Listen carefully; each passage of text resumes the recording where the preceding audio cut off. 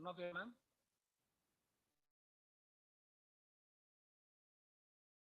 Connect ஆகலையா?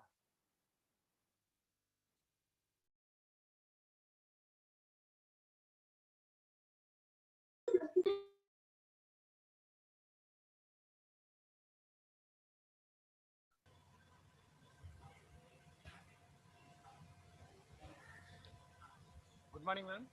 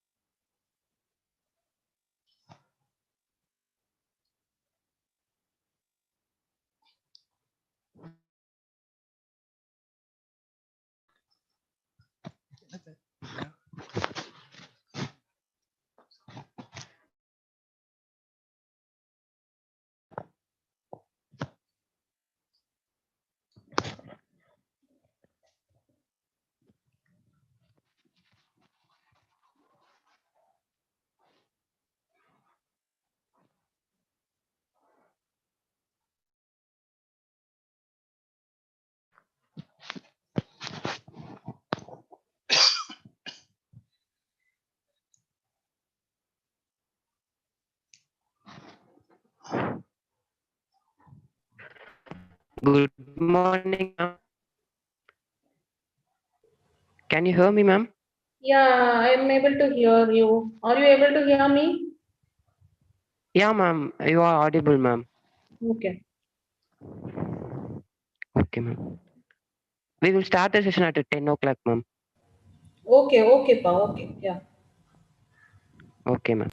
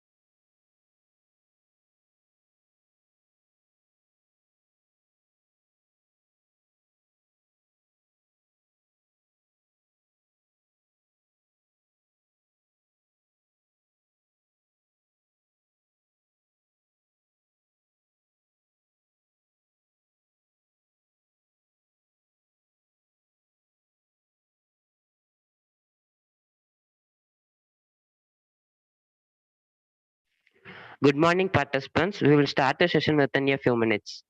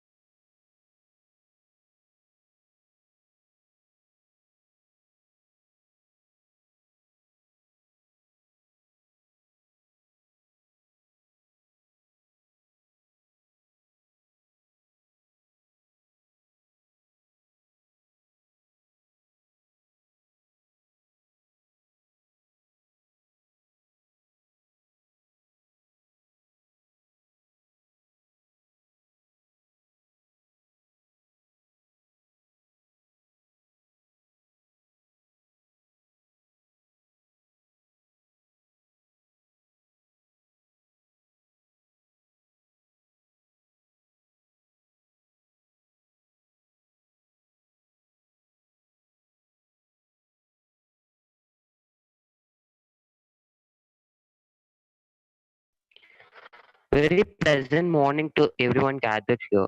We are waiting for the participants to join. The session will be started shortly.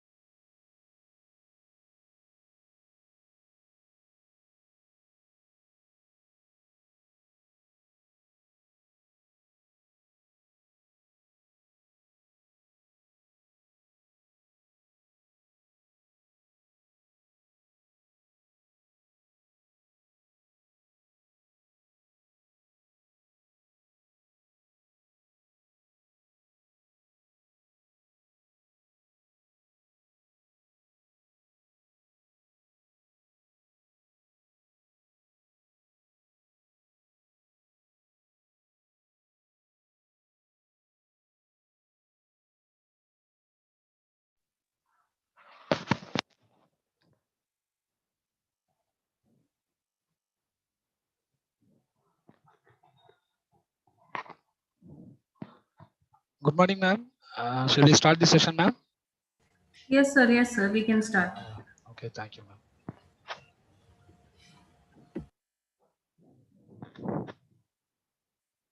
Good morning, all.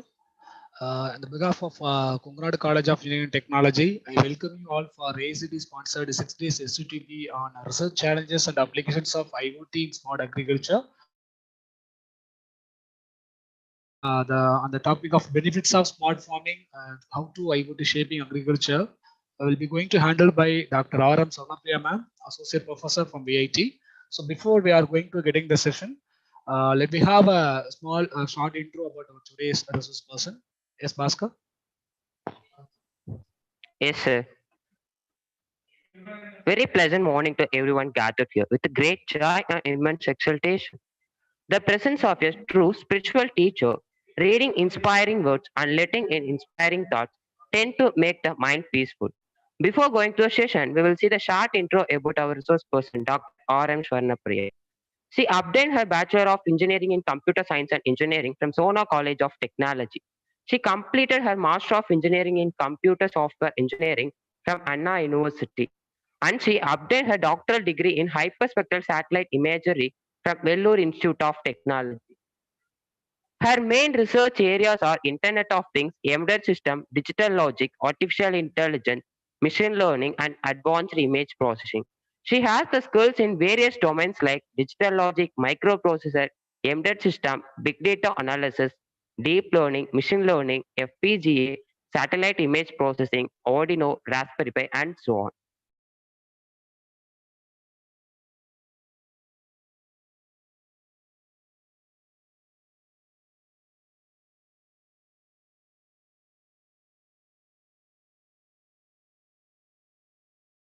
And published more than 12 papers in various international journals.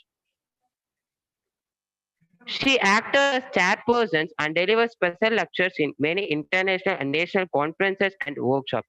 She also did several projects during her studies as well as her career for the interest of great work, analysis of multi-temporal hyperspectral satellite imagery, and etc. She is a successful person. There is no limit for her success.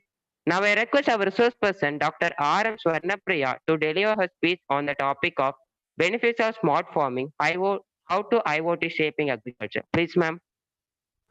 Yeah, thank you, Mr. Bhaskar. Hope I'm audible to everyone. Is my voice clear? Yes, ma'am. Yes, ma'am. Yeah, fine.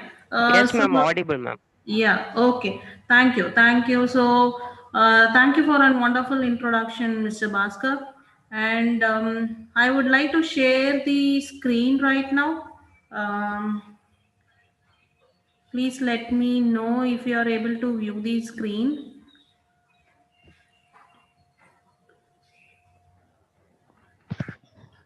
So, is the screen visible? Yes, ma'am. Yes, ma'am. It is visible, ma'am. Yeah. Okay. So let me move on to the slideshow part. Fine. So what I'll be talking now is today's morning agenda will be this IoT in shaping agriculture. Fine. So what am I going to talk in this IoT in shaping agriculture? So you already, all of you, I think you are aware of what IoT is. So we call it IoT is Internet of Things. So what is this agriculture? So agriculture is completely a non-technical domain, or you can say it is non-engineering domain, where you don't have much technology into it, and you can see farmers and people working on the agricultural fields, and they sow seeds and they come out with some plants where you get food. Fine. So now this agriculture, though it is a non-engineering domain, or I can say it is a non-technical domain, now this IoT is completely technical. So I call it Internet of Things. So what is that? So how we are going to combine these two so that we get a better output?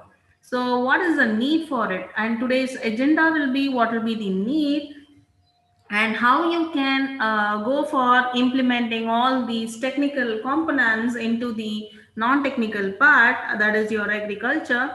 And I'll be giving you certain use cases using which you can proceed your research. So if you are into research and if you are much interested in research on this in IoT in agriculture, so This would really help you for that, and I'll be giving you certain sets of sensors which could be used, and what are the current challenges still available, and how you can shape yourself for a better research and better publications, right? Fine. So let me move on to the session. So as introduced by Mr. Bhaskar, I'm Dr. Swarnapriya. I am an associate professor in VIT Vellore currently. So I work on IoT. So my major domain is I sit and work on projects on IoT, and I have so many recent publications on this IoT. So we are working on with energy cloud and all those stuffs.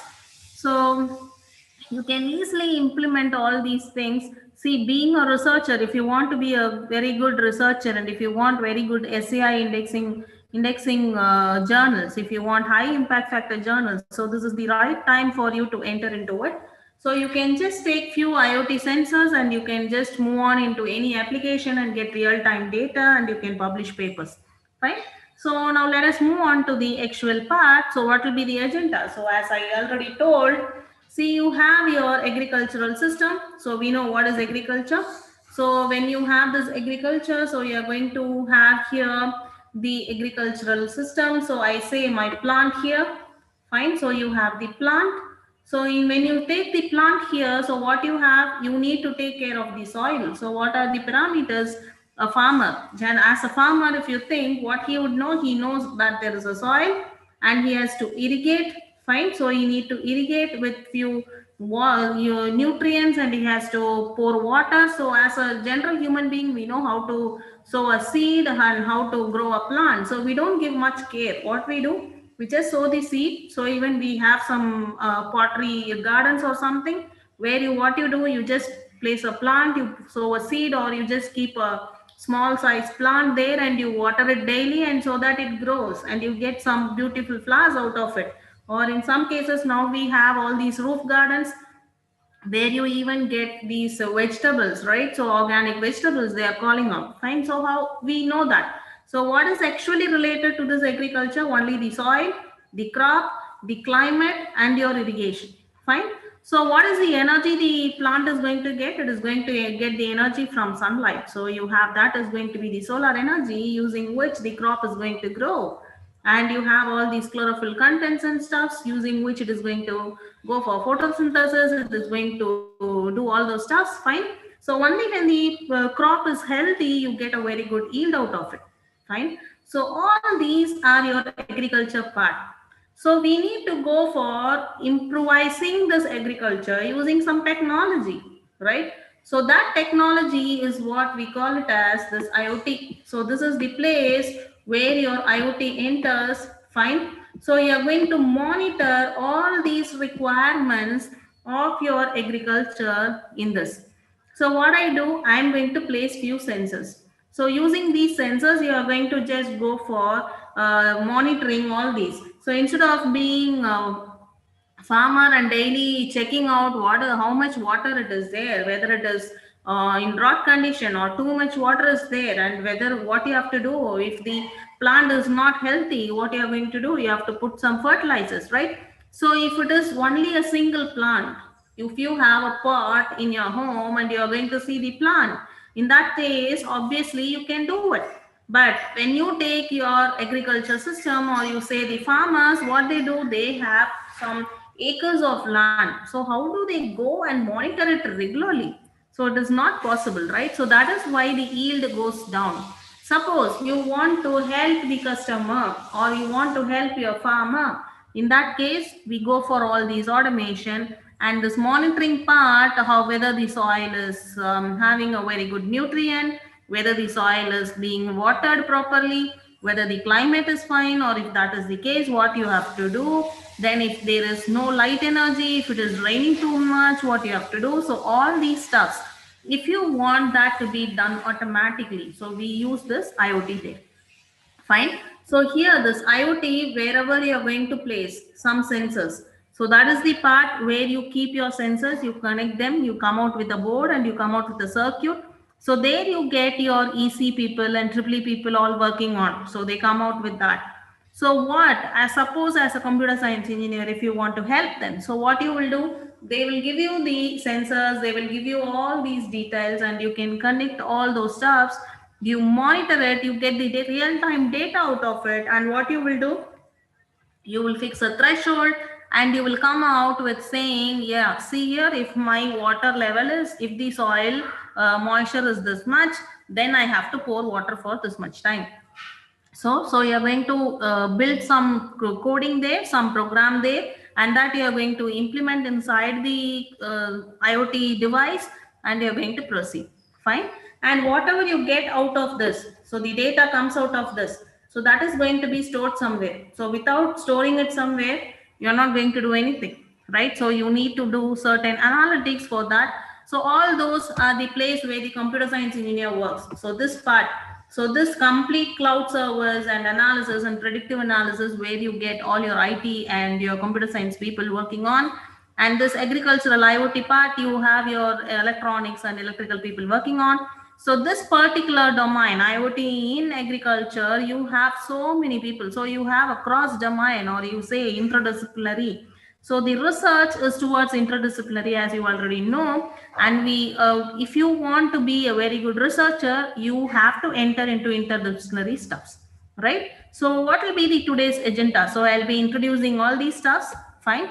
And we will be seeing what is this modern agriculture, how we can proceed with it, what is expected from researchers, all those stuffs. And also we'll see why we require this IoT for agriculture.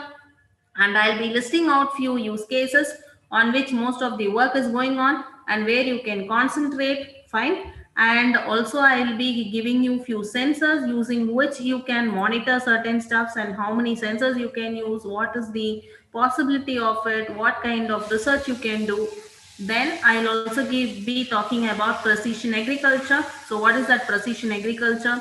And we'll be focusing more on precision agriculture and what are the steps required for it, and what are the current initiatives done by the government right now, and what else you can do, various challenges still open for it, fine.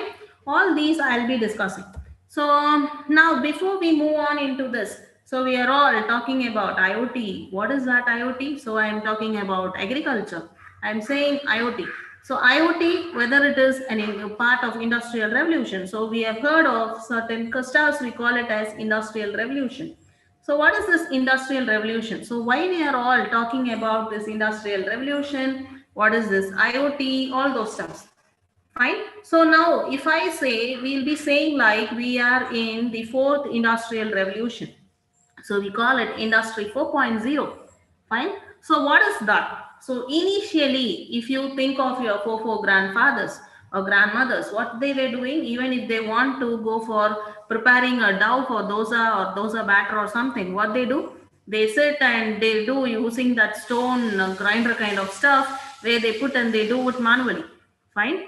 And after that, what they did, we got all these mixies, we got grinders, everything. So what is the need for this industrial revolution? So every industrial revolution, if you see, it is going to reduce the manual labor. Fine, you are going to try to automate it. So that is what was expected. So if you see the first industrial revolution, so the first industrial revolution, that is in 1700, so it was completely manual, right? Though you had some machines which was designed for reducing the manpower or the manual work, but even then you wanted some people to be there. So they were sitting and doing it, right? So that was the first industrial revolution. Then you had the second one. So where you had all these electrical appliances. So in 1800, right? So that is when the electricity came into existence. So everything was based on electrical. So even again, you don't require a manual stuff. So you can think of that. So a stone grinder. So that was a machine kind of stuff. But again, you had some people to sit there and grind. Fine. So in electrical, in 1800 only, you got all these grinders and mixies and everything there. Fine. So that is your second industrial revolution. Then you have your third industrial revolution, which is automation.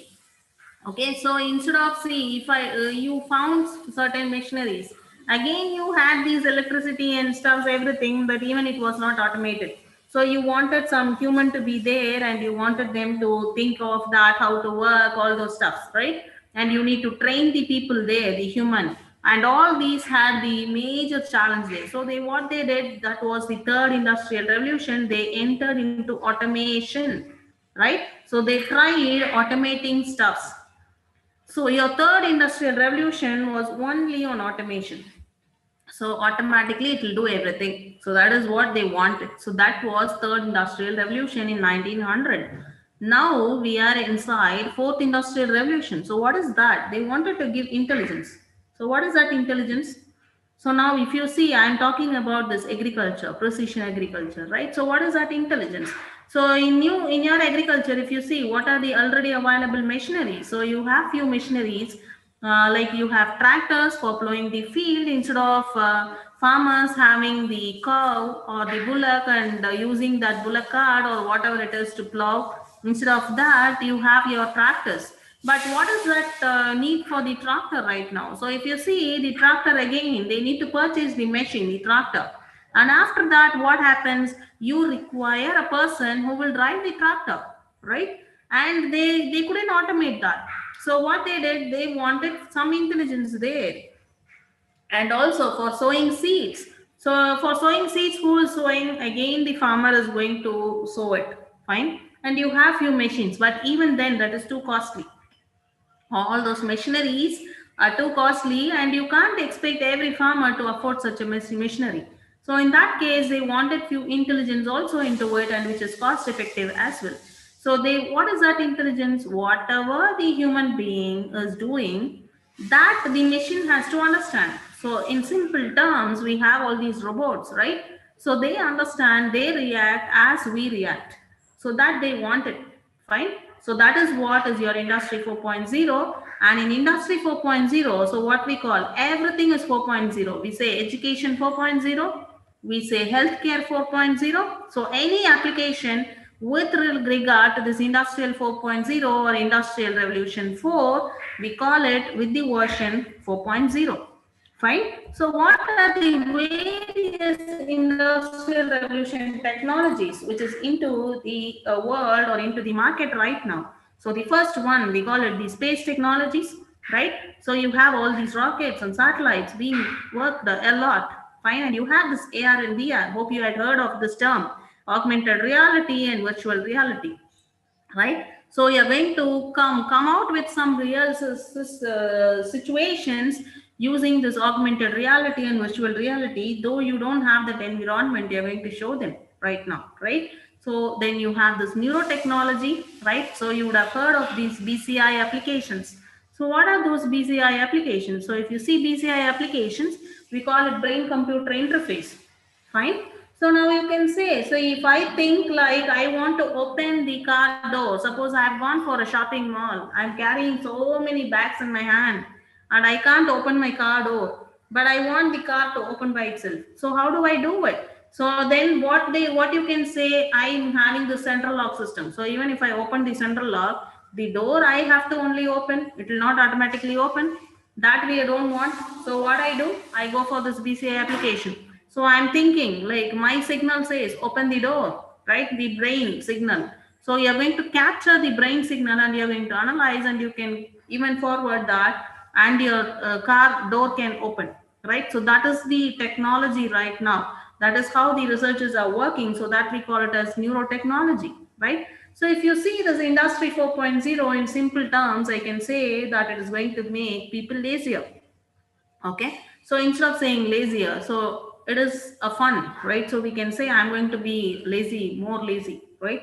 So even then we are into this, all these technologies. So I say industry 4.0, you have so many computing technologies. Now you can hear of all these deep learning, you hear of all these NVIDIA, right? So you have all these stuff, so many new computing technologies. You have quantum computing, that there's so many stuffs, and in that you have your internet of things. Fine. So this is one of the technology in your industrial revolution 4. You have geoengineering, 3D printing, you have artificial intelligence, biotechnology, blockchain, so many technologies are there. So all these technologies are discovered only in industry 4.0 or in the fourth industrial revolution, right? So this internet of things plays a major role in this artificial intelligence and stuff for providing intelligence, right?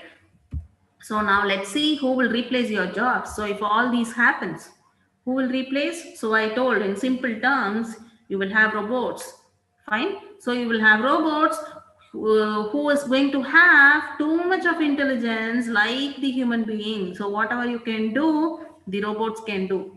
So it will be replacing the entire world. You can expect robots being replaced. Fine. So who will replace? Your robots will replace. So that is what is your industry 4.0, or I can say your 4.0 applications. So anything you develop in this fourth industrial revolution, I can call it as 4.0 applications.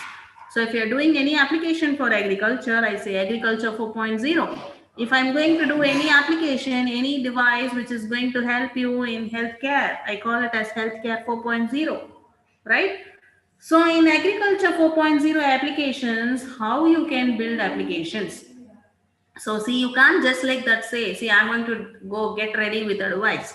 So you can't just like that immediately say that. So what you will do, you can build your applications having certain stuffs in mind.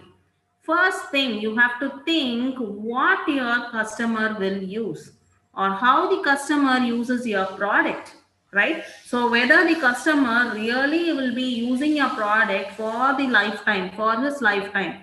Just if you come out with a device and if the customer is using just for 1 month and throwing it out, then it is of no use for you, right? So you can say how the customer uses your product. So that plays the major role. Then you have to think why your customer have to use your product, right?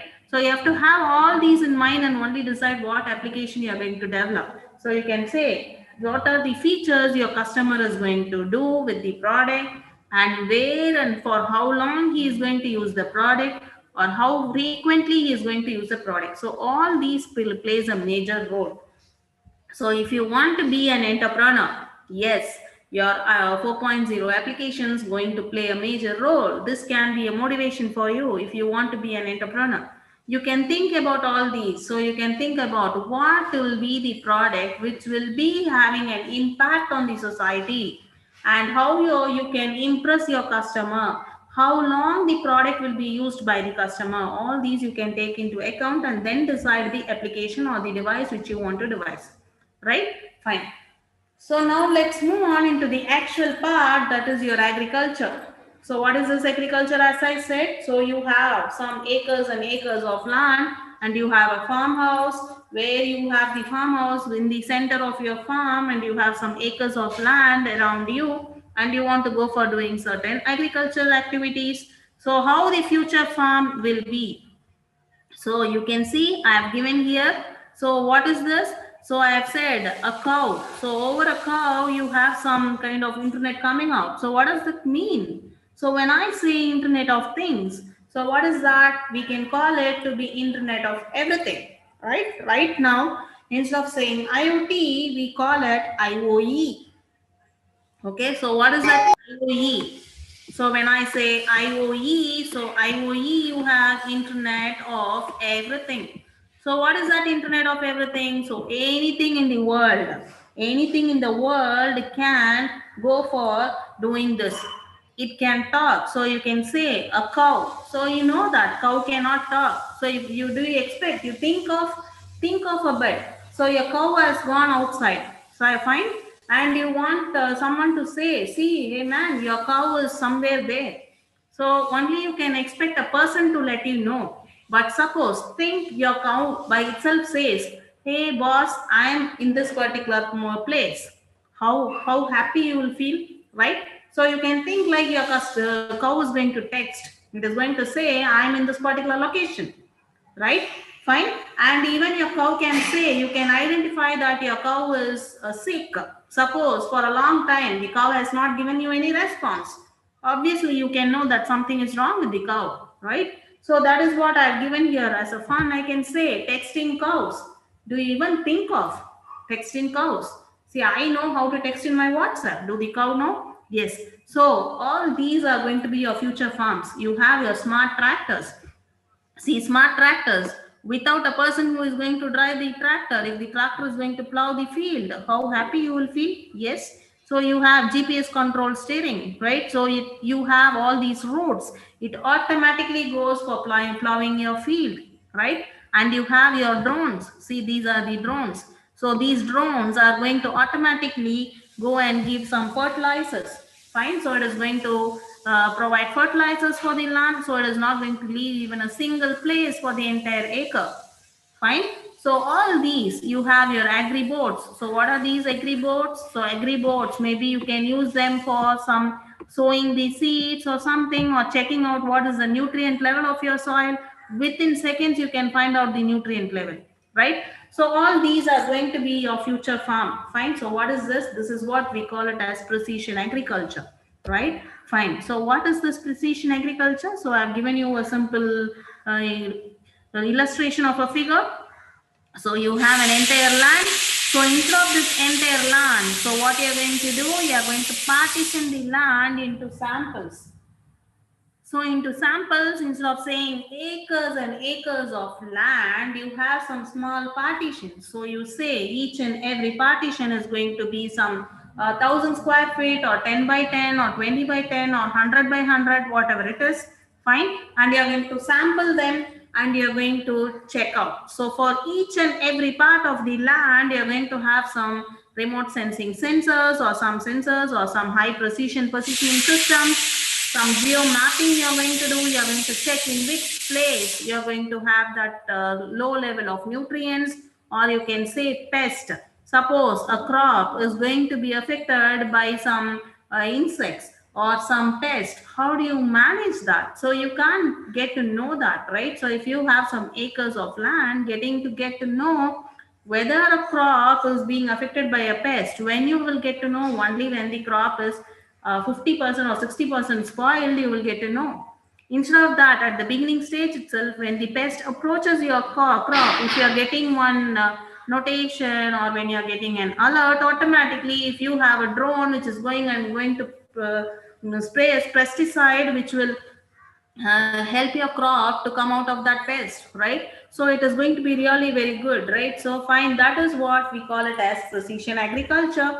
So precision agriculture, it is complete site specific crop management. We call it site specific crop management, where you're going to observe it, you're going to measure, you're going to respond, and you're going to help your crop to grow in a better manner.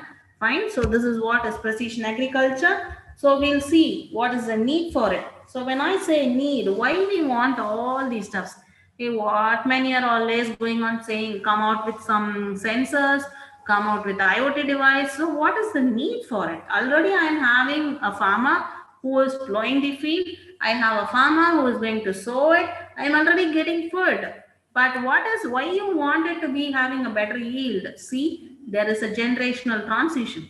Maybe your great grandfather, or your father, or my father, whoever would have been a farmer. But what we are doing right now, we are going for some general studies, and we are not into agriculture, and we don't even know, right? So the major problem is farmers, they are not documenting anything. So the major problem here in country is what? No one is documenting anything. Whatever my great grandfather knew, my father would not know. And similarly, whatever my father or mom knows, I will not be knowing. Fine. So in that case, what happens? So in that case, what happens? You will not have a generational transition. So you need to transit all these stuff. So for that, you require a device which you can build right now with all those knowledge which your farmer is having. Certain farmers know, certain farmers doesn't know. So that can be a knowledge transfer, right? All these. And you have a rapid growth in the technological sector. And one farmer who is able to afford all these tractors and stuff, he would have bought.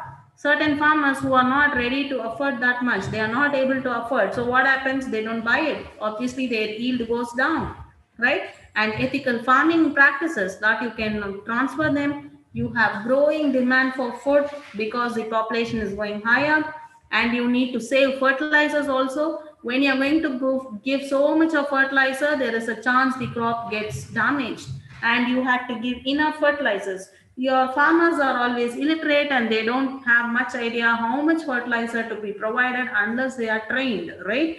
So you need to save some fertilizers there. You need to boost the soil fertility. You have to increase the machinery efficiency. You have to go for changing all these trade and economical areas. Then you have some odd changes in the meat consumption. What is that? You can see that most of the people are health conscious and they want to come out of it. They go for all these organic food, everything. So there is so much of need, right? So you need to cope up with the market. Then the welfare of animals. So you can see so many people like Blue Cross and stuffs, and so many people who are much worried about animal. So how you are going to check about that? So you have to give a very good welfare. You have livestock conditions you can check out with all these stuffs, and you have to look after your environment as well, right? So you need to check out whether you have a very good environment, this air pollution, everything you have to take care, right? And you want profit as well as, so you require profit. If you want profit, you have to have a very good yield, you have to take care of the crops, everything. Fine. Yes. So now let's see what are the use cases, IoT use cases, which are available for shaping your agriculture. So the first and foremost stuff where you can work, right, with your IoT, where IoT plays a major role. If you are really interested in coming out with a very good device, you can work on this pest management.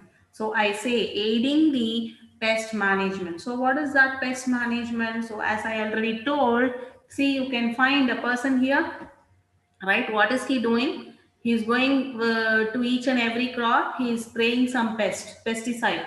So if you find a pest affecting the crop, what you have to do? You have to go and provide this pesticide.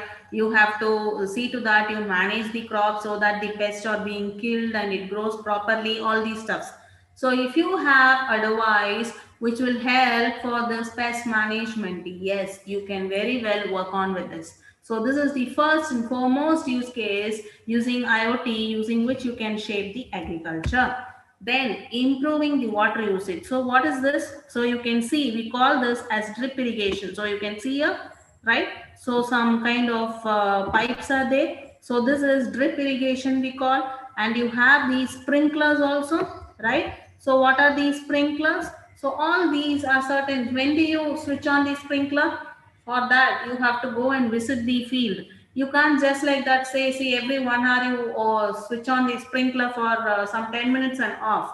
That and all you can't do. So what you do, you are going to check out a device which is going to say, see, this is the level of moisture in the soil and this much time the sprinkle has to go, and when the moisture content is reaching as your requirement, automatically the sprinkler has to be stopped. So all these we call it for the major use case for your IoT. So improving the water usage. Then maximize your profitability. How you can maximize? So you can go with this yield. When you go for controlling the pest, when you go for controlling the water usage, everything, obviously you can go for maximizing the profitability. Then the other major stuff where you can work on is monitoring the animals, or I can say it as livestock monitoring, right? So where your cattle is. Fine. Yes. So you would have heard of few news nowadays, like, see, they would say, see, my cow went for grassing, but I am not able to find. Someone has taken it. Some theft has happened, right? So all these you can get rid of when you go for this livestock monitoring. So there are so many sensors which can be used. Recently, there are few researchers who are working on with tail sensors. Using the tail sensors, you can find like when the cow, suppose you have the cattle which is going to give birth. In that case, you can be notified if they have gone out for grazing. So if using the tail sensors, you get to know when they are going to give birth to young ones, and you can take care so that your cattle will not be losing its life or something, right? So all these comes under this monitoring animals. You have tracking the processing line equipment condition. So you have a processing line where your industry is working, right? So you have all these food processing and stuff where you can track the equipment condition, and you can say, see, your equipment is wearing out this much time. So you can say you have to replace the equipment and you have to service all those stuffs. In some cases, even your IoT device, when it is going to monitor the equipment, it will automatically, it can be enabled to intimate your service engineer and he automatically comes and services, right? So all these can be done. So these are few use cases with IoT for shaping your agriculture. Fine. So now let's move on to this each and every use case and what are the sensors which you can use for it. So the first and foremost thing, as I said, pest management. So when I say pest management, so you have these sensors. So you have so many sensors available. I have given few pictures of it, right? So the first stuff you have, see, you can do this pest management using so many methodologies, so many varieties are there. So the first and foremost is this spectral remote sensors, we call them. Using those sensors also you can work on with pest, you can do pest management. Then you have the fluorescence image sensing, you have sound detection sensors, you have blast detection sensors, gas detection sensors, right? So there, these are the four techniques using which you can go for pest management. So in spectral remote sensors, you have two different kinds of sensors. One is the low image sensor, the other one is high image sensor, right? So we will see each and every technique detail. So we say spectral remote sensors. So what are these spectral remote sensors? So these are simple sensors which can capture the image, right? So capture image and transfer it, and you can work on with algorithms using which you can say, yes, there is a pest being affected. Fine. So you have two kinds. One is the low image sensor, the other one is high image sensors. Low image sensors are cost effective. So you have cameras, right? So this is a kind of low image sensor or camera where it is fixed, so it is very low in quality. Okay, so they just record these images. So these are few low image sensors, right? So these low image sensors are cost effective. They record the images and the image resolution to the extent to which it can record. And since these are low image cameras, so low resolution cameras, whatever pest you can see via naked eye, only that can be captured using these. Fine. So you can ask me. So you are saying, ma'am, what is this? You are saying that it is a low image sensor. Whatever we can see using naked eye, only that will be captured. Yes. Yes. Then what is the need for it? So I can by myself see it over naked eye, right? I will get to know that pest is there. I can use the pesticide management, all those stuffs.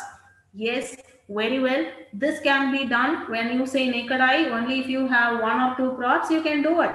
If you think of acres of land, how do you go and expect a single farmer or two or three people or laborers going and checking out each and every crop, whether there is a pest or whether there is a pest? That is not possible, right? So we are going to think of everything in huge.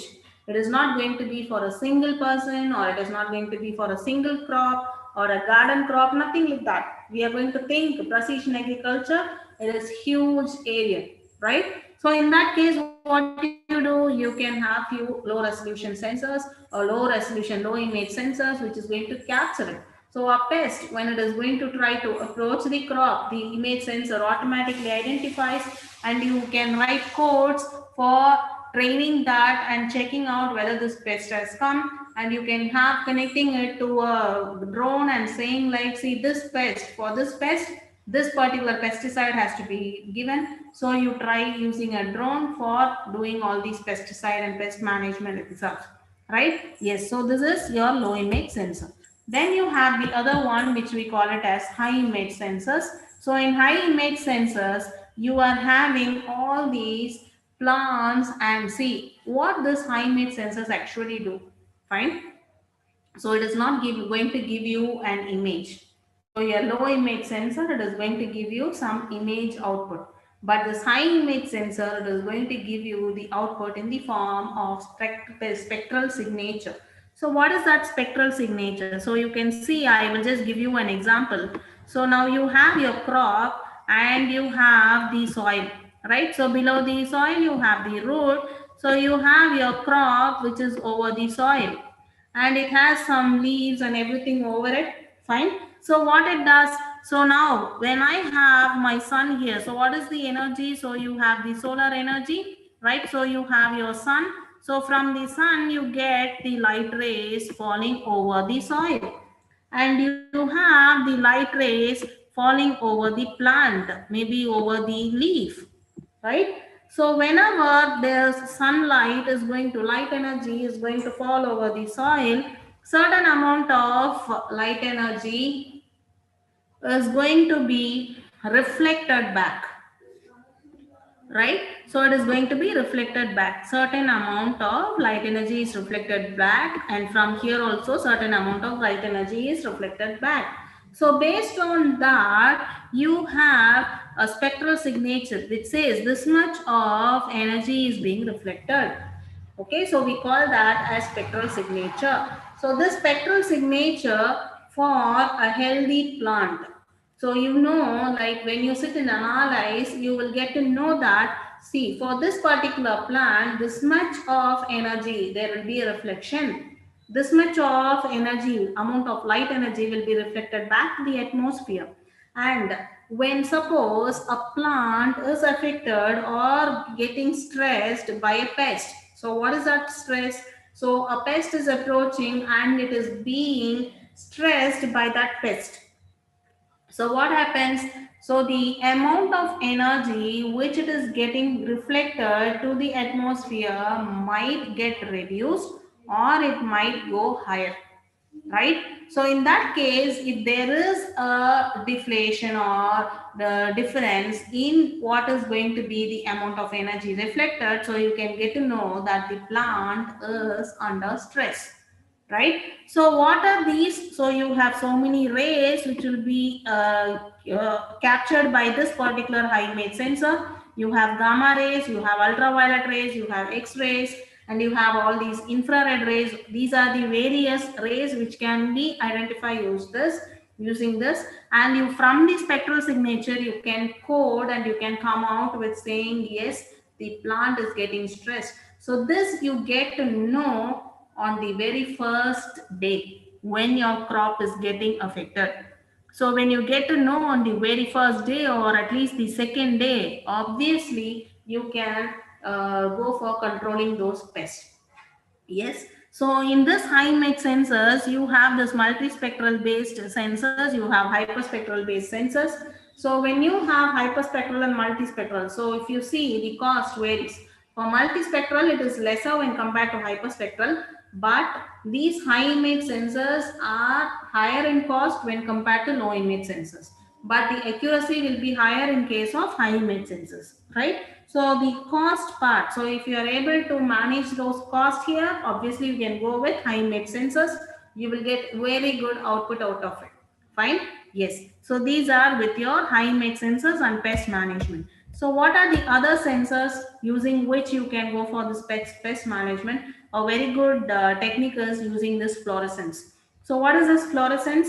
So every plant is going to have this chlorophyll content, right? So you would have heard of it. So basically we will know that every plant is having some chlorophyll content, right? So this chlorophyll content is going to help for this photosynthesis and all those stuff.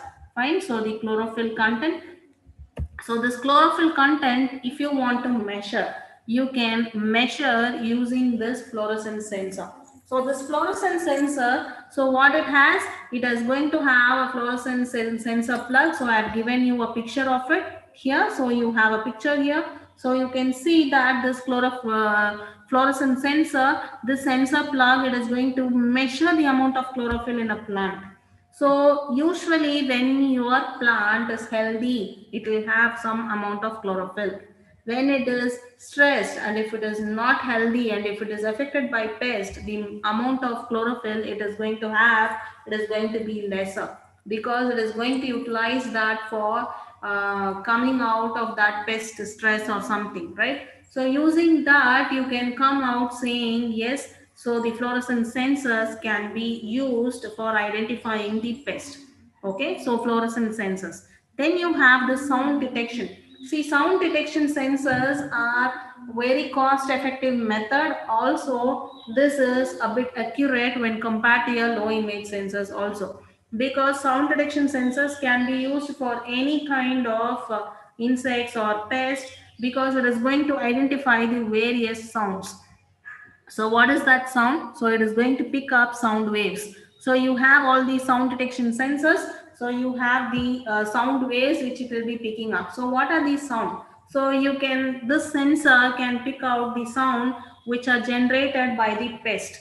So what kind of sound? So chewing. So what is that chewing? When a pest is going to be on your plant, it will start eating the leaves, right? So it will chew something. So that chewing sound can be picked up using the sound detection sensors. You have the flying, you have mating, all these, for all these you have some sound which is being given by the insects or the pests. So using that you can easily identify this pest and you can go for helping out the crop, right? So this is a very good method for detecting the crop, right, for pest detection. So it is really affordable. Fine. So sound detection sensors can be easily used. Fine. So then you have the next technique, which is gas detection. So this is also a very good technique, but the major problem with this gas detection is, for each and every gas you have different sensor. Okay, so for each and every gas you have a different sensor. So you say plants, what they do, they are going to produce some chemical volatile compounds. So when they are stressed, right? So when they are stressed in the sense when they are affected by pests, obviously the plants are going to produce some compounds or some chemical volatile compounds which will be given out as gas. Okay, so they release all these into the atmosphere, and that can be recorded using these images, or you can collect that as a gas. So for each and every gas, see, for carbon monoxide you have a separate sensor, for other gases also you have separate sensors. So for each and every gas detection you have to have separate sensors. So though the gas detection sensors separately, everything is cost effective, but if you want to identify some 10 different gases, 10 different sensors you have to have. Fine. Yes. So this is with your pest management. So using all these, you can code, you can get to know. So what these sensors will do? First thing you have to get to know, see, the sensors will not react. The sensors will only monitor. So what you are going to do? You have to monitor the crop. You have to take some decisions. So that decisions you have to sit and code, right? You will be coding. And for that, what reaction you are going to give? For that, you have to use some other device for that. Fine. Yes. So sensors, what it will do? It will just monitor. It will say, see, this is the gas which is released. So that will be intimated, that data will be collected and you will be storing it.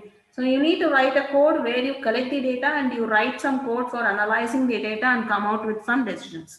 Okay, fine. So the next use case is going to be water usage. Okay, so next use case is going to be water usage. So what is that? So you have one researcher recently, what he did, he tried to grow his avocado. So avocado tree using this kind of soil moisture sensor. He just used only soil moisture sensor and he tried out how well he can come out with that production. So he found like he decreased the usage by 75%. Think of it. So only 25% water he was giving and 75% he decreased the usage of water. Fine. For used for growing your avocados for a tree. So this he did only with soil moisture sensor. So what the soil moisture sensor will do? It will just give you the moisture content of soil. Fine. So what is the moisture content? So based on the moisture content, you can water the tree.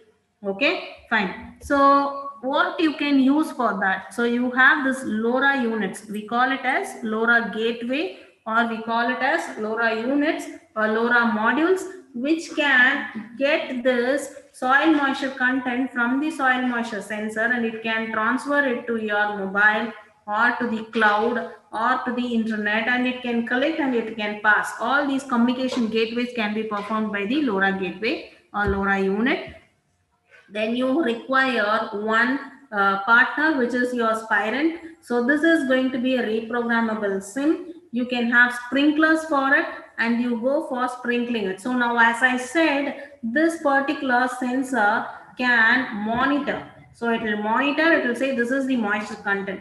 The LoRa unit, it will communicate to the cloud, or it will be communicating it over to the internet. Then you have this, which is going to analyze that, and you can use the sprinkler or all those stars which will react for it. You can say like, see, if the moisture content is this, then you can switch on the sprinkler. Then the sensor will start giving the data regularly. Fine. So every second or every 5 seconds that you can do it, and you will get sensor data.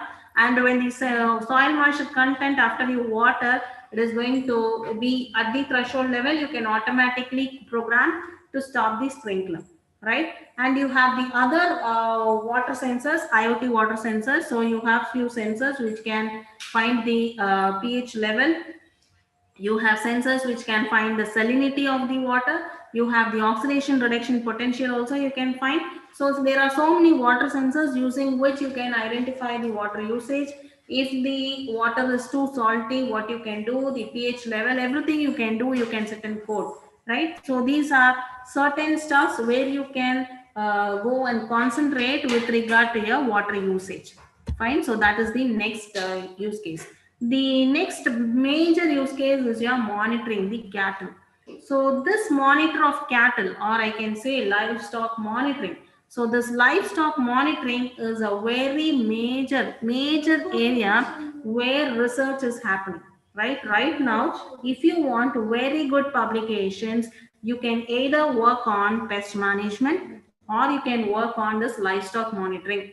And also, if you want to be an entrepreneur, if you want to come out to be an entrepreneur, in that case, you can also work on IoT devices for the pest management. You can work on IoT devices for livestock monitoring. You can also work on IoT devices for this water usage, right? Yes. So now let's see this monitoring the cattle. So when I say monitoring the cattle, so you have how you can monitor, you're going to track the cattle movement. So you can monitor by tracking the cattle movement. So how you can monitor? So you want to get to know where your cattle is going.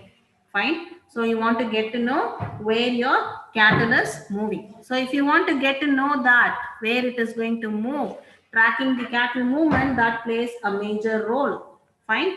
So you can have a GPS, or you can have a sensor or stuff which will track that and say your cattle is that in that particular position. Fine. So for that, you can use your cattle movement tracking. Then you have your monitoring livestock health and health levels. So how you're going to monitor, you can check out. So you have so many sensors which can help you to check whether the axis. So you have the accelerometers. So we call it 3D accelerometers, or we say 3-axis accelerometers. So which will give you the X, Y, and Z axis, right? So if you have get the X, Y, and Z axis, obviously you will get to know, see if your cattle has fainted. Usually the XY axis will be something else, and if it has fallen down, the axis levels or axis measurement will change, and you can get an alert message, and you can get to know something is wrong with the health of your cattle, right? And there are few sensors which even identify how many footsteps. So you would have seen so many apps, which is a pedometer and kind of stuff, which will count the total number of steps, right? So you can tie the sensor over the limb of your cattle, and you can check out how much distance it is traveling. Okay, so that can be done. Suppose your cattle is not walking at all, it is lying down somewhere. So what you can do, you can get to know that the cattle is not feeling well, and it is lying down for a long time. It has not moved for grazing. All these stuffs you can get to know, right? So this is with your monitoring livestock health levels. Then fertility diagnosis. So already I told there are few researchers who are working with tail sensors, right? So tail sensors, it will help you to diagnose the fertility level, right? So fertility of the cattle you can diagnose. So there are few works going on in it. and the cattle behavior. So what is that cattle behavior? So when I say cattle behavior, see, you can check out the chewing behavior. You can check out for how much time your cattle is generally standing, and if it is not feeling well, how much time it is sleeping. All these stuffs you can check out. So you can analyze the behavior of your cattle using all these sensors. So you can do that. So these are the places where you can monitor your cattle. Then the lactation. So lactation also you can analyze and you can monitor. Then cattle rustling also you can monitor. Fine. So these are certain sub use cases where you can work. See, I have given you a very simple structure or simple picture where you can place few sensors. See, I have placed some 5 sensors here. So I'm saying the first one. So the first one, this is your ID. See, I have given here one place where I say the first one, I say the ID. So it is given here in this picture 123. So what does that mean? So 123, it is going to say, see, 123 is the cattle number or the individual animal's profile. If you want to find out where the animal, now I say there is a cattle and it is going to give you a text. So how you can find which cattle? You have to have one ID for that. So either you can have one RFID tag or RFID stuff which will be placed over the ear or some place of your cattle, and you can track that using that RFID tag, right? So you can identify the profile of it. You can do that. So that is the basic thing which you can do with the cattle. Then animal head, you can place a sensor which is going to help you for monitoring the early signs of sickness, right? So what is that early signs of sickness? So I said you can have a 3D axis accelerometer. So this 3D axis accelerometer, what it can do is it will find the position of the head. So when you keep the sensor using a band or something, you tie out over the neck of the cattle, obviously you can find out what is the axis level, what kind of x and y axis, what level measurement it is giving you. All these stuffs you can get to know, and you can identify the early sickness, right? So if it is going to faint suddenly, if it is fainting, right? So if it is going to try to sit down, the axis will not change much, right? So it will anyway, it will be parallel to the ground or something like that, and it will not change much. But when you have a cattle which is going to faint or something like that, obviously you will get to have a vast difference in your axis levels. Then you have the third one, which is the walking activity. So I have shown here, see, number 3, the walking activity of your cattle. You can check out using this sensor which you place there. So you have that. So you place a sensor, a pedometer sensor or something, or even you can have a pressure or a force sensor placed over it, where you, when a pressure is given on the leg, you can check out, you can say yes, the cattle is walking. So you can check how much distance or how much time the cattle is walking, how many steps it is keeping, right? So for checking out the daily movement. And if it is not moving a single on a particular day, it is not moving at all, then you can get to know that your cattle is not feeling well, right? So the health results. And the feed bug, so you have a sensor which we call it as bow control, right? So this bow control is a sensor which is going to measure the grain intake, right? So you can get to know whether your cattle is having its food properly, whether you are giving a nutritious diet, whether it is having good diet, what is the nutrition level it has taken, right? So all these you can get to know. So those are few bio medical sensors, so that also you can use. So both control is one kind of feed intake sensor. Then you have the body temperature. So this is also another sensor which you can generally place over the cattle to get to know what is the temperature of their body. Fine. So when there is a stress on your cattle or something, automatically there will be a change in the body temperature. Fine. You can have a measure of it and you can keep track of that. Okay, fine. Yes. So this is with general basic 5 sensors which you can use. See, bow control is a bit higher level sensor. You need not even think about it. You have so many other sensors using which you can work on. Okay, fine. So the next sensor, if you see, so for this precision livestock, See, another example I have given here. So this is a recent paper which is published. So it is not necessary only on the cow or on the bullock you keep because sensors, because that is a bigger size animal or something. So you can find, even you can place sensors over the hen, you can place sensors over pigs, you can place sensors over your cow, anything, right? So any cattle you can monitor with anything. Fine. So you have so many sensors. So this is a simple example. So I have given, see here, if you see on a leg, you can have a pedometer. So there is one sensor which is placed here. So I've given here a leg, you can have a pedometer, you can have an accelerometer. For a tail also you can have accelerometer, you have tail sensor specifically, okay, on a tail. So this can give you the access whether the tail is on the right position or not. Then you have on temperature, you can check it on the vagina part, you can check the temperature using pH, you can check the heat detecting transmission, all those stuffs you can check. Then you have an ear tag, see, for temperature sensors you can have, and for respiration also you can have few sensors, and for saliva also you can have sensors, right? So for a neck collar you can place so many places, and sweat sensors are there. So use, this is the places where you can place few sensors, very simple sensors that is not going to affect the cattle. So that you have to have in mind. It is not going to affect your cattle, it is just going to monitor their status. Okay, so for body temperature, what you can do, so you have some biologgers. So biologgers are some biomedical sensors which are real good sensors which you can use. Then you can have certain thermographic cameras also.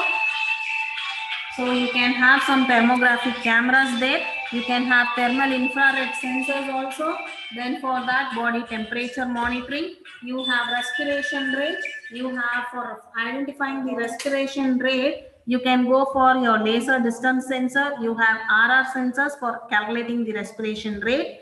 Then for sweating rate, you have immunosensors using which you can find out how much of sweat is being generated, right? So sweating rate of your cattle, heart rate variability. See, if you are a sensor technology person, if you are working on sensors, if you want to design very cost effective sensors, you can work on this heart rate variability. So you can see here, there are no much sensors to check out this heart rate variability. So you have something which we call it as exoskin, and you have biometric shirt. Okay, so this is a kind of shirt or over the skin of it you have to place.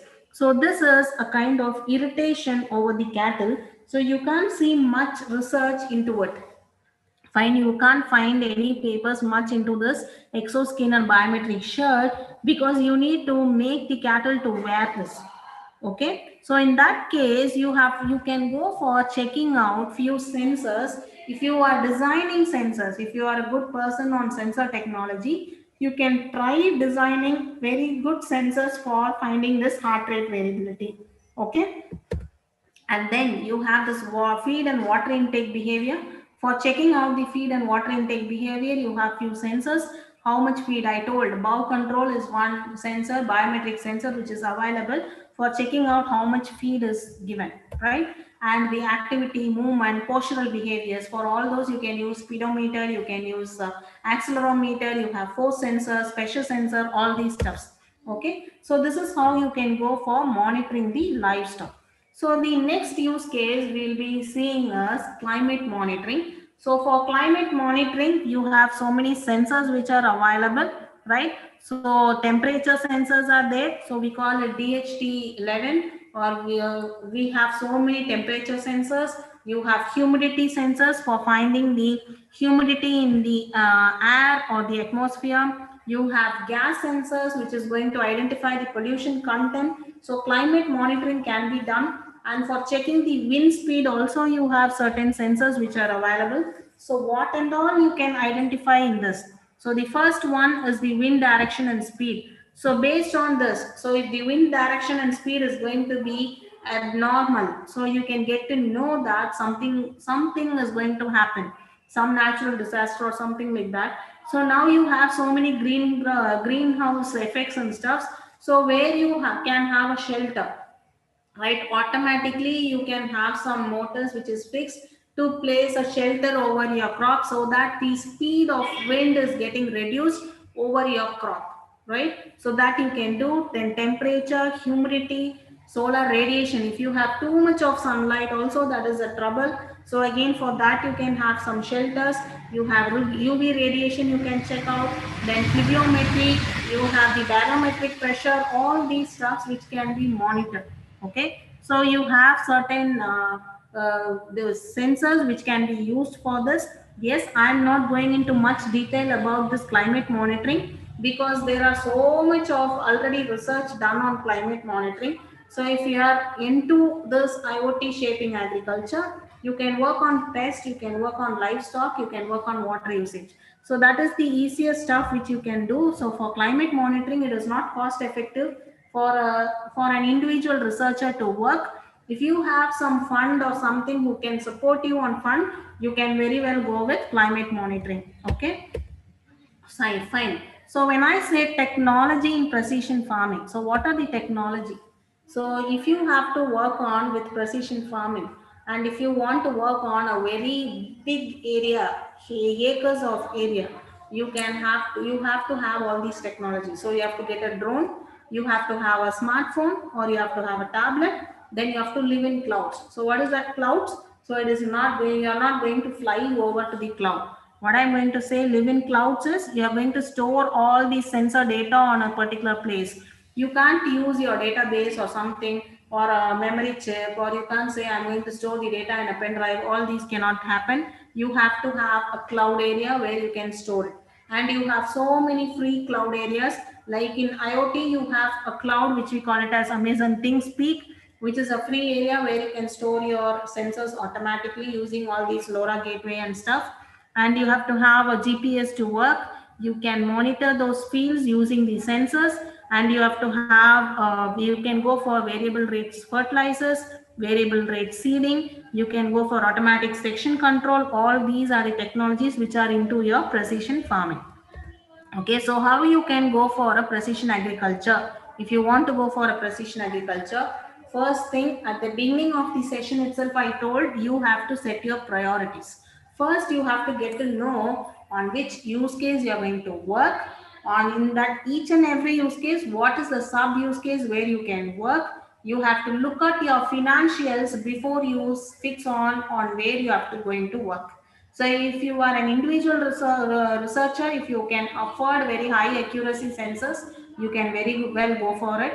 But when you go for high accuracy sensors, the financial is going to be high, right? And you have to educate yourself on all these technologies, how to use the sensor, how to get the data. After you get the data, how you can analyze it, how you can respond to it, what is the actuator, what is a reactor for it. All these you have to get to know. You have to educate yourself on it, and then you have to get your hardware. So at the beginning, so generally what you do, any student or any researcher, what they do, they immediately go for buying the hardware.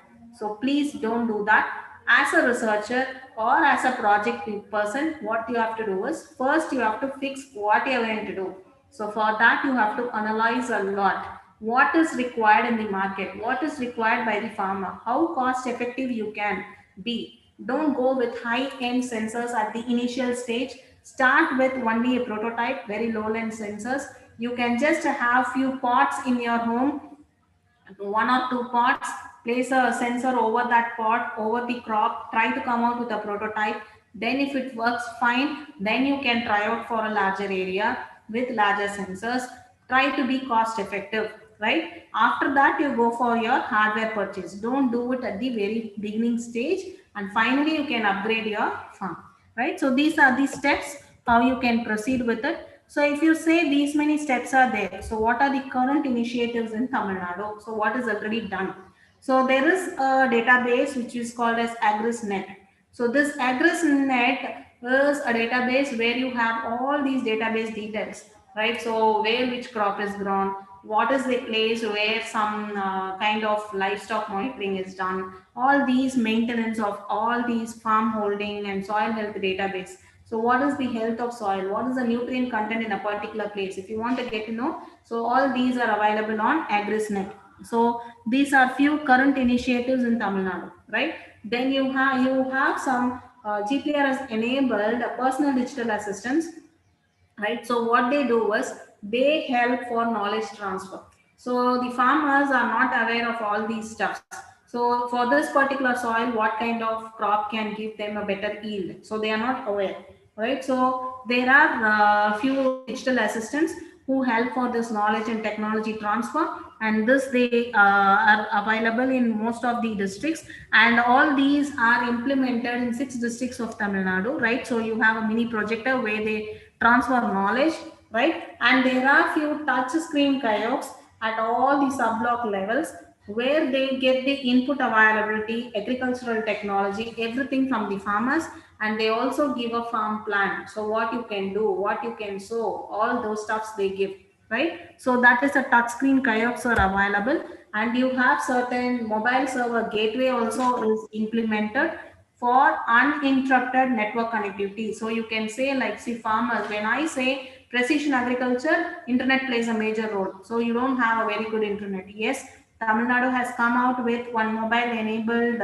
server gateway in all these 6 districts, and then they are trying out. So they are giving very good support to the farmers right now, and they also expect all these technology people into it.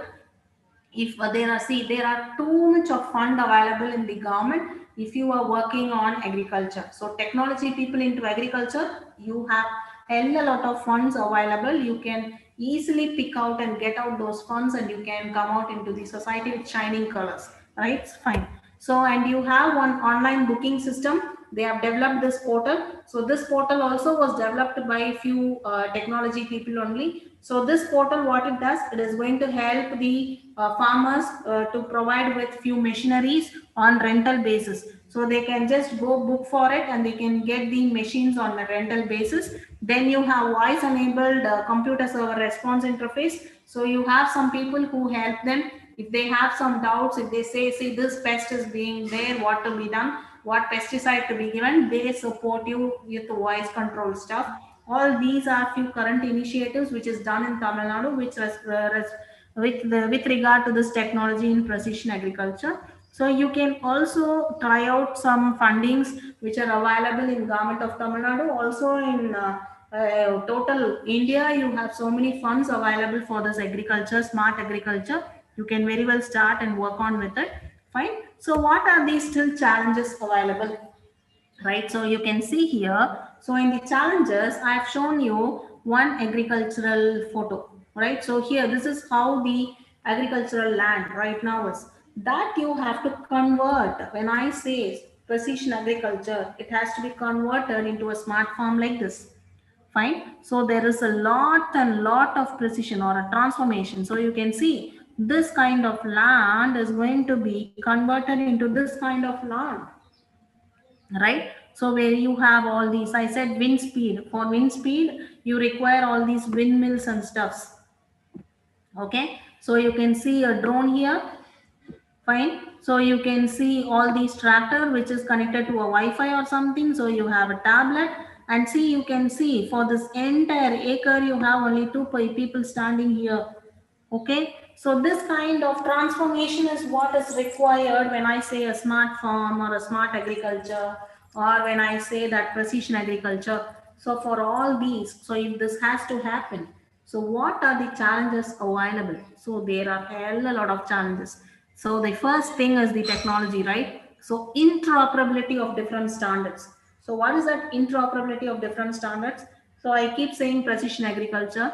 So I know what is precision agriculture, but people working with me, they know what is precision agriculture. Whoever is into the line recently, they will not be having much idea. So again, how you can, we are going to interoperate all these stuffs, different standards. So agriculture is completely non-technical.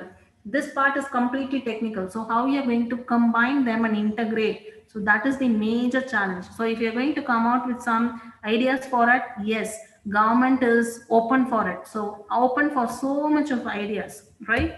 Then you have the learning curve. So learning curve, as I said, you have to educate yourself first.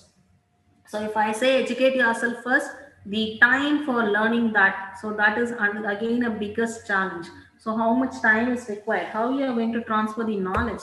Then connectivity in rural areas. That is the major problem, major challenge for you to implement this precision agriculture in real time. So how we are going to do that? So for that again, there are few initiatives already done.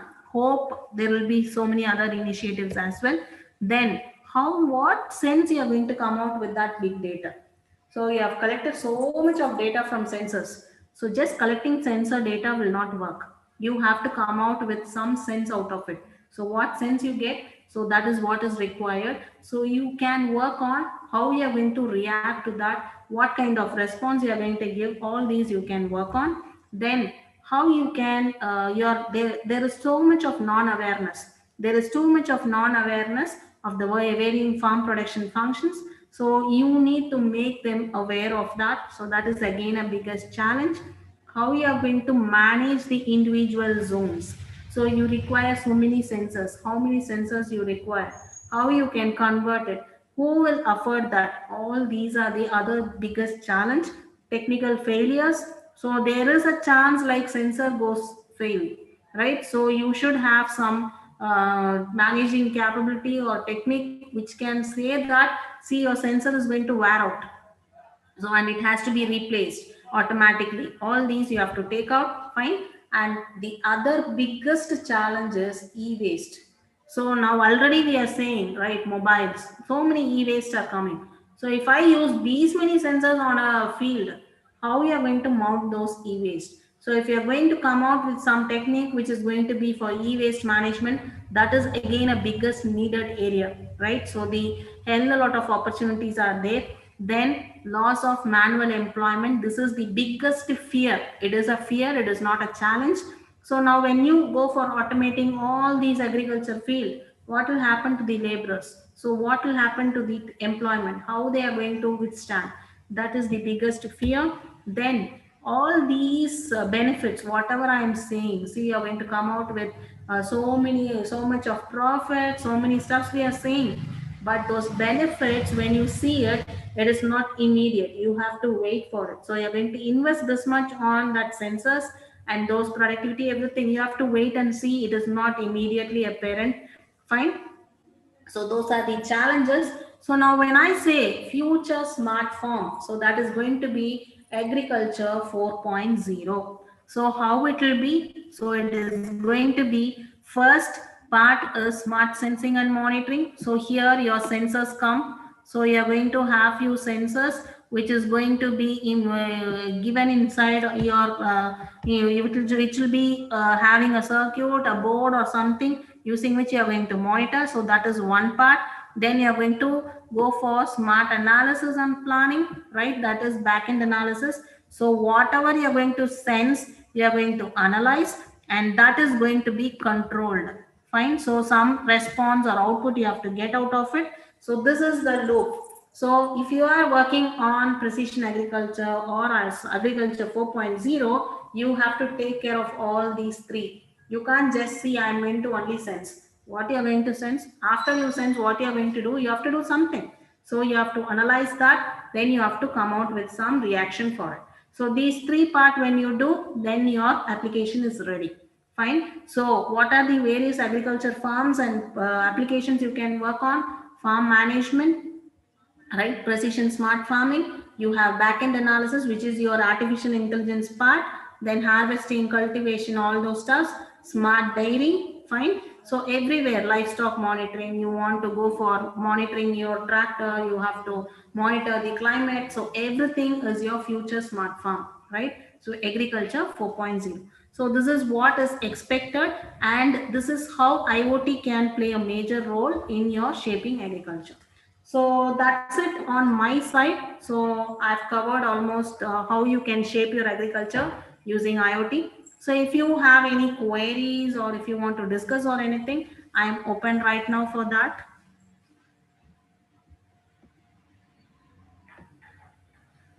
Dear participants, this is the time for question and answer session.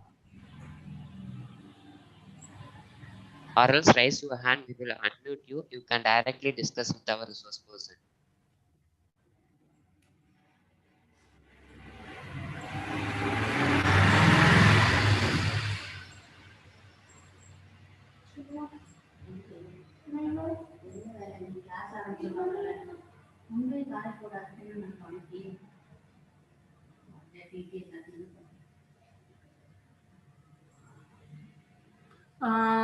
I think there is a question on chat, Dr. Anita, I think. And if you want to get livestock management data, you can very well get. So you can request this EgrisNet people. You can ask the customer care. See, I think there is open database. If you don't find the open database for research, if you request for research, they will provide it, livestock management. Or if you are really interested and if you are a researcher, if you want to work, yes, you can post a mail or a message to me. I will send you a link where you can get this livestock management data set.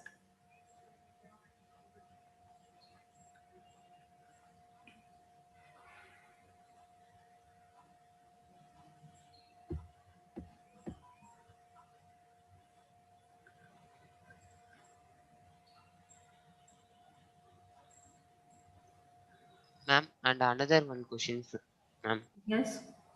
How to do weed management using IoT?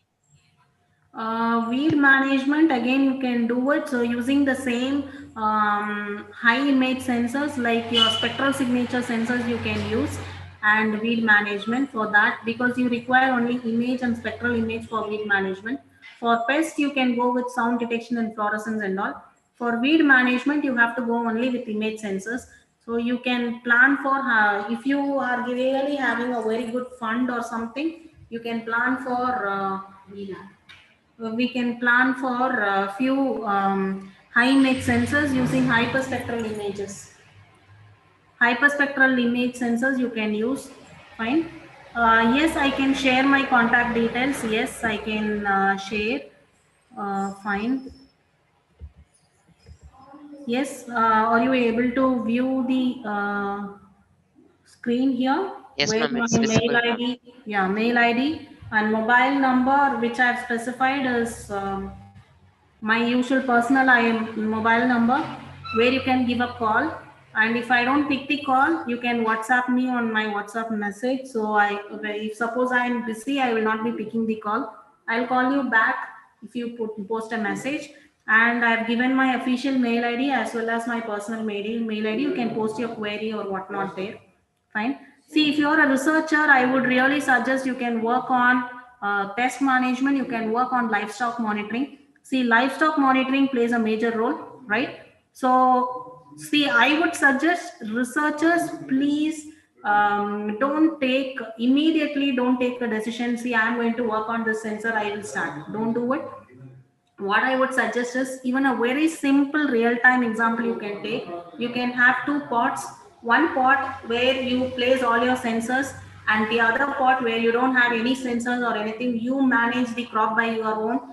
Take an analysis, comparative analysis of it, and you can publish very good papers. The paper will be immediately accepted in very high-end impact factor journals. Fine. Yes. So you can work on all these agriculture and stuff. We are working here on in VIT, we are working with the agriculture department. We have all live projects going on. So we are working with IoT sensors and stuff. We have done some 2 or 3 places. One is this pest management we have tried out just using the color of the leaf, right? So the color of the leaf and the shape of the leaf, you can identify which pest is being affected, right? And you can use that pesticide there. So just keeping the low image sensors itself, we have tried out and we have implemented that in one particular area of the agricultural land. So we are working on few projects, and if you are really interested and if you want to work on with this in live projects, or if you want some ideas over it, if you want data set, you can very well post a message or a mail to me. I will be happy to respond you, right? If even if you don't get immediate response, if I'm busy with something, I'll surely respond the before the end of the day. Usually I do check all the mails and everything and I respond during the night, because we work on projects, we work on research papers, and high impact papers you get out of it really output. Fine. Very good papers you will get when you go for interdisciplinary research. Okay, and if you are an entrepreneur, yes, you can very well think of some IoT devices, developing IoT devices which are cost effective. Yes, you can do it. Fine. And I think there was a query. Someone asked for contact details. I have shown the contact details. I have not posted on chat box, but it is on the screen. If you are not able to view, I can share the contact details on this. And I think there is a hand which is raised, Mr. Kumar.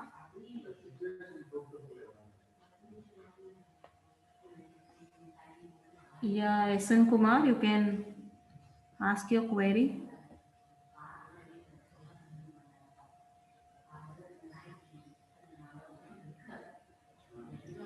Mr. SN Kumar, your mic is enabled. You can ask a question.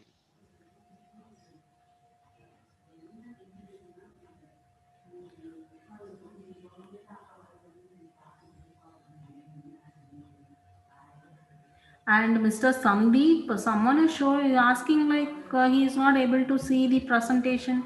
I think something is wrong with your internet connection. All others, are you able to view? The panel people, can you respond? I think the professor side problem. Okay, fine.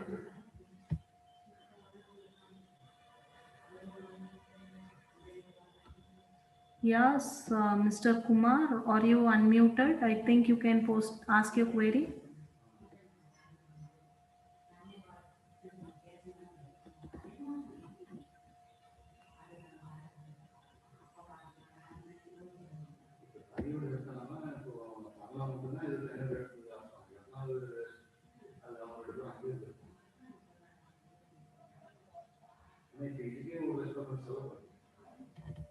Question, ma'am, is that there is any data set is available for weed management?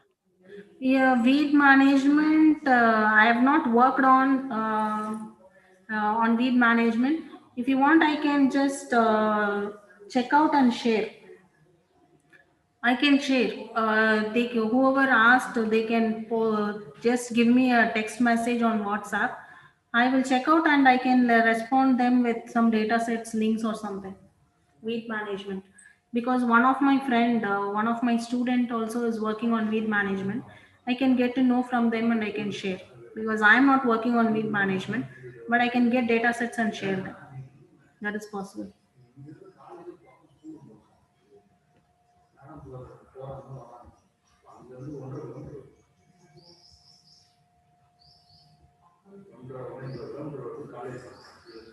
Thank you, ma'am. There is no more question from participant side, ma'am. No, I Let me think wind up the one, session, ma'am. Bhaskar, I think one person is still raising his hands. SN Kumar. Ma'am, his mic is enabled, ma'am, but he didn't respond, ma'am. Okay, fine. Okay, then we can wind up the session. Thank you all. Yeah, And ma'am. yeah, We will wind up the session, ma'am. yeah, thank you. Kind words are short and easy to speak, but their echoes are truly endless. I hope that her echoes are truly endless for us by this wonderful session. In this way, I would like to thank our today's resource person, Dr. R.M. Swarnapriya, Associate Professor, School of Valley, for providing the wonderful technical session on the topic of benefits of smart farming, how to IoT shaping agriculture. Thank you so much, ma'am. Yeah, thank you, Bhaskar. Thanks a lot. And any one of the people who are the participants here, if you have any queries or if you want to discuss on anything, you can just give me a call or you can post a mail. I'm open for that. It's fine. I can help you out. And for this, Mr. Sandeep, and I have responded to you on chat. So my contact details. Fine. Yeah, thank you all. Thank you. Thank you, ma'am.